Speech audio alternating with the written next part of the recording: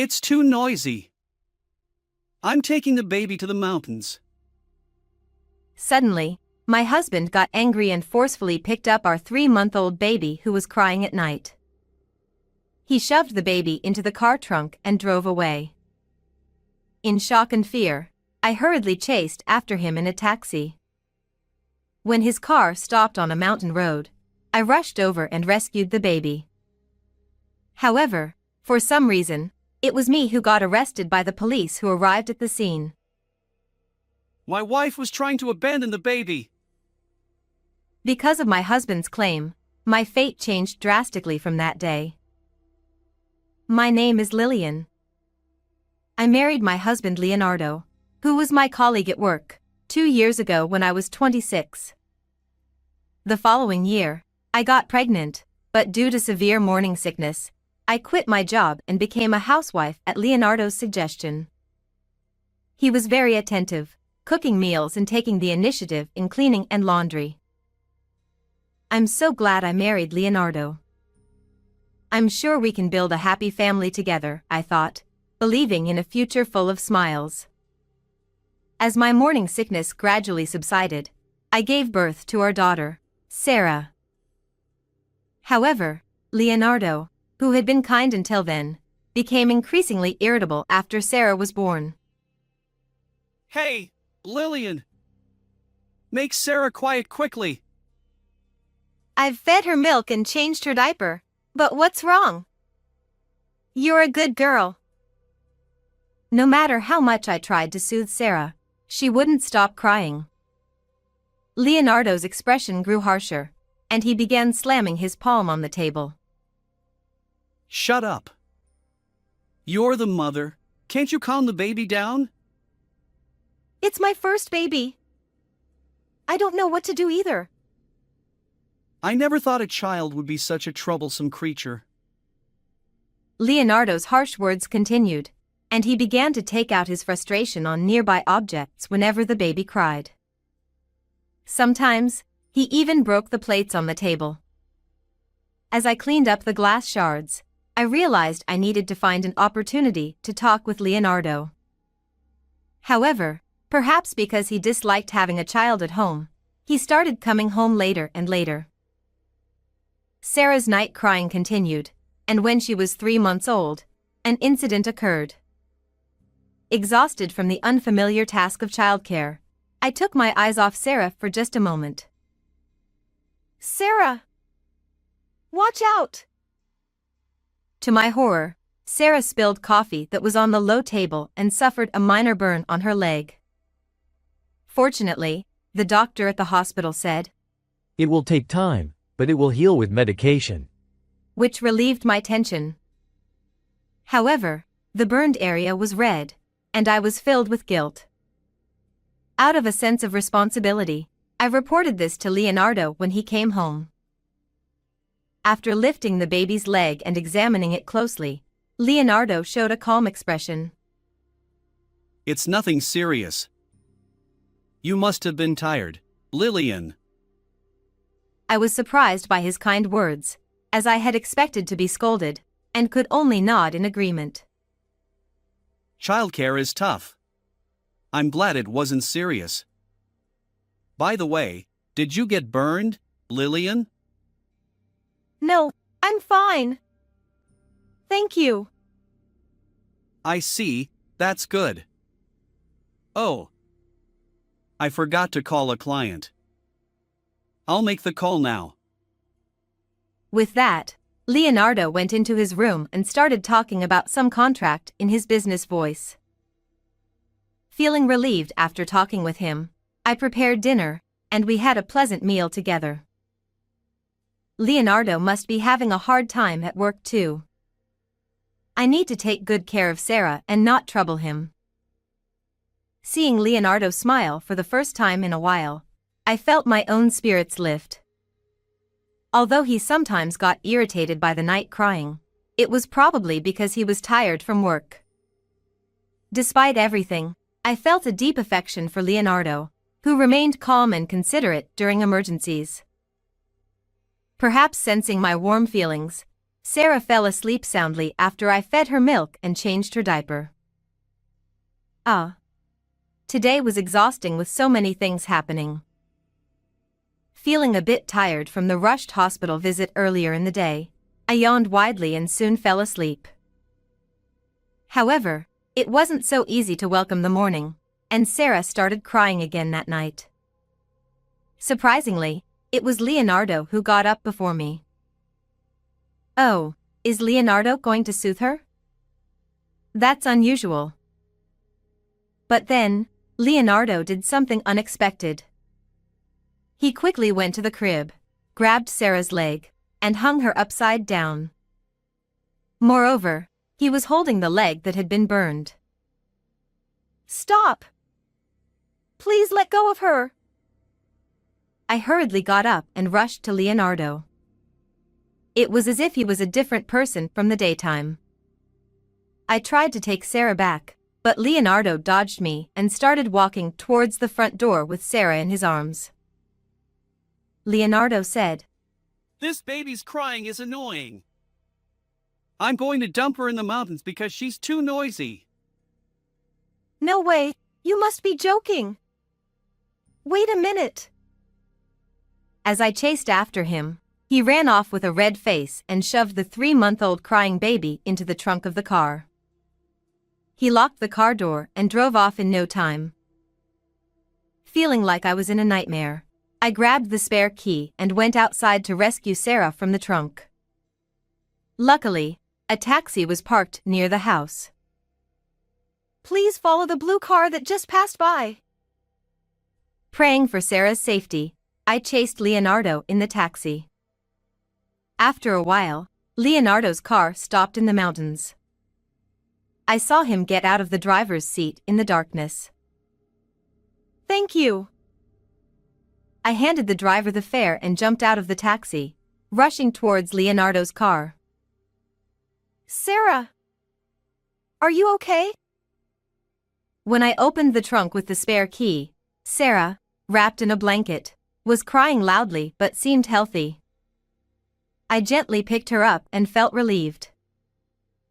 However, the next moment, I was suddenly illuminated by a bright light. Huh? What? Looking closely, I saw a police vehicle parked there, and Leonardo was also nearby. Then, a police officer got out of the vehicle and approached me. You are under arrest.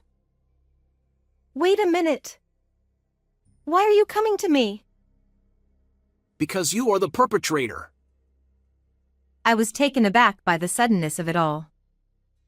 Before I knew what was happening, they took the baby from me and handed her to Leonardo. My wife never takes care of the baby and even hits her. It's been a problem. Wait, what are you saying? Look, she's always so temperamental. She's always angry. And look at the baby's leg.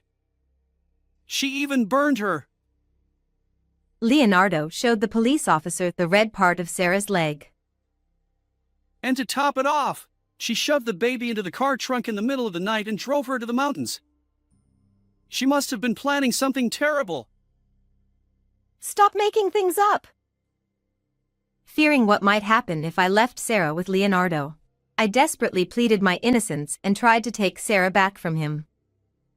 I strongly insisted that I had followed Leonardo in a taxi because he had taken Sarah. However, when I turned around, the vehicle I had come in was nowhere to be seen, and no one believed my story. The more I talked, the more suspicious the police became of me. Eventually, they said, We'll hear your story at the police station. And I was put into the police vehicle. Why is this happening? Even then, I kept expressing my concern that Leonardo might put Sarah in danger, but my words were ignored. I began to suspect the police's timely arrival.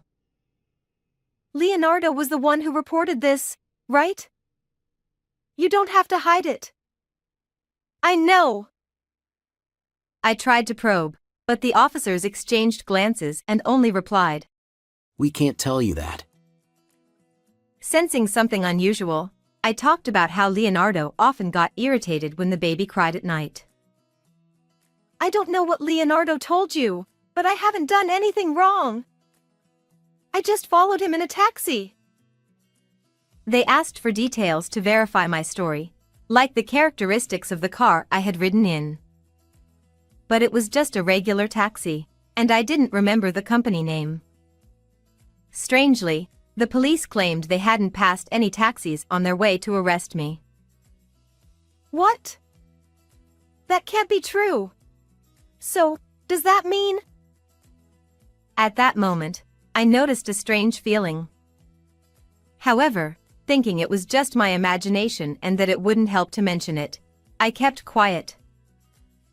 After about 2 hours of questioning, I was released due to insufficient evidence. When I got home, Sarah was sleeping in her crib. Sarah, I'm so glad you're safe. I was relieved to see that the burn on her leg, which Leonardo had grabbed, hadn't worsened. Then, I heard Leonardo's voice coming from the study. Peeking through the door, I saw that he was talking to someone, even though it was the middle of the night. His tone seemed oddly cheerful, so I decided not to interrupt and held my breath. After a while, Leonardo came out of the room and was startled to see me taking care of Sarah. When did you get back? Just now. Thanks to you, I was questioned by the police. I'm sorry. I didn't mean any harm. He scratched his head awkwardly and avoided eye contact. Why did you lie like that? Explain yourself. When I heard about the burn, I thought maybe Lillian had hurt the baby out of stress from childcare. Given that I had been somewhat absent-minded lately, it wasn't unreasonable for him to think that. However, Leonardo seemed uneasy and was clearly hiding something. Leonardo then asked in detail about what I had said during the questioning. He's definitely suspicious. But for now, I'll just say something harmless. So, I told him it was just a trivial marital spat, and he looked somewhat relieved. I was surprised the police arrived so quickly. Me too. Apparently, someone living near the mountain went missing, and they were searching for them. Not being sure if Leonardo had reported it, I lied to avoid further questioning.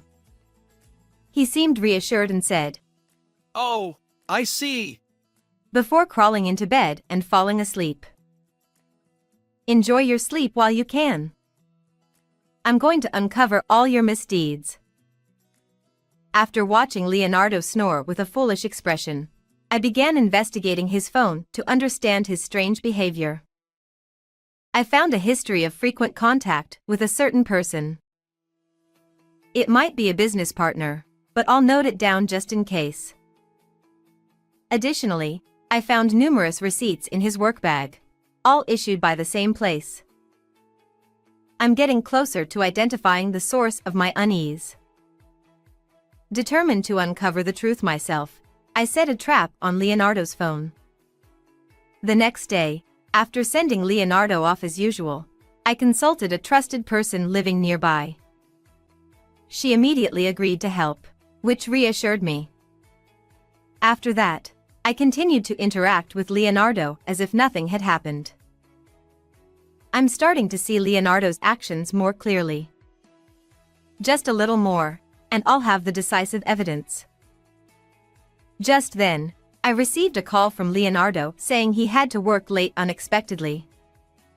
Seizing the opportunity, I took action and witnessed an unbelievable scene. Even after Leonardo returned home, I kept a close watch on him. Eventually, I understood why I had been arrested and Leonardo's true intentions, which made my anger boil over. I'll make sure those who tried to harm Sarah for their own gain pay dearly.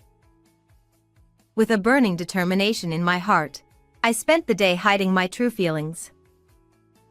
And then, the next night, Sarah started crying as usual. I got up immediately to soothe her, But when I couldn't calm her down, Leonardo came out of the bedroom with a frown. Noisy! Noisy! Noisy! Don't shout like that. If you have time to argue, take her outside and calm her down. Before Leonardo could make more noise, I quickly went outside with Sarah. Wow, it's hot. It had been a scorching day, so even at night, it was hot, and sweat was pouring down my face. Unable to go back inside, I just held the crying baby and tried to soothe her. Then, once again, a police car arrived. Oh. Leonardo came out of the house with a look of exasperation. According to the police, they had received an anonymous report that someone was neglecting a baby. I'm really sorry for the trouble. I've told my wife many times, but it seems she was violent towards our baby again when I wasn't looking. As Leonardo said this, he quickly took Sarah from my arms. Just like when I was taken to the police station, Leonardo started saying things that I had no memory of. Did Lillian hurt you again? Poor thing, crying so much. Despite having yelled at Sarah and kicked us out, Leonardo suddenly started acting like a doting father in front of the police. But in the next moment, Leonardo's facade was shattered. What are you talking about? That's not Sarah. What? What is this? What Leonardo was holding was a doll wrapped in a baby blanket, looking just like a real baby. I heard crying, so I thought it was real. What on earth is going on? I showed the surprised Leonardo a voice recorder. From it, the sound of a baby crying echoed. Damn it! You tricked me! Where did you take the baby? Did you really abandon her? Unlike you, I would never do such a thing. Our Sarah is with Caroline. Caroline, your relative? Leonardo didn't know, but a month ago, my cousin Caroline had moved near our house. I had planned to tell Leonardo about it at the right time, but various things had happened, and I couldn't. Caroline and I were close in age and had been like friends since childhood, always helping each other in times of need. Caroline is very trustworthy, and I asked her to help this time. Right after Leonardo kicked us out, I contacted her. She said she had a good idea and swapped Sarah with the doll. I then recorded Sarah's crying to make the doll seem more real. Actually, it was really tough taking care of a 3-month-old baby, so Caroline has been helping me out with various things. What do you mean by various things? And what's this about? I took out my smartphone from my pocket and played a video of him meeting with his mistress. When did you? How did you? On the day Leonardo said he was working late, I had installed a GPS app on his phone and had Caroline drive me to secretly follow him. But I never imagined you were having an affair with a taxi driver. What proof do you have? I found numerous messages from your phone to her, and a bunch of taxi company receipts. If you still want to make excuses, I can call her right now. Stop it! Contacting her outside of work would be a nuisance. Though he tried to say something plausible, Leonardo was already admitting his guilt by starting to panic. He just mumbled, unable to say anything coherent. Without giving him a chance, I took the initiative. On the day I was arrested by the police, I know you planned to take Sarah to the mountains. Leonardo feigned ignorance, insisting he didn't know, so I took out my phone. After I was released and returned home, I had overheard him talking to someone on the phone and quickly recorded it. When I pressed play, Leonardo's voice came through. I'm glad you're a taxi driver. The police think Lillian took the baby to the mountains. Everything is going according to plan. In this conversation between Leonardo and his mistress, it became clear that when he saw Sarah's burn, he saw it as an opportunity to frame me. He had lied about calling a client and reported it to his mistress. You used your business voice to deceive me. You're really cunning. And that day, as soon as the baby started crying at night, Leonardo took the baby out. When I stepped outside, a taxi conveniently stopped near our house. You deliberately had your lover wait in front of our house so I could follow you immediately, didn't you? Looking back, Leonardo's behavior of suddenly getting out of the car in the middle of the mountain road was unnatural.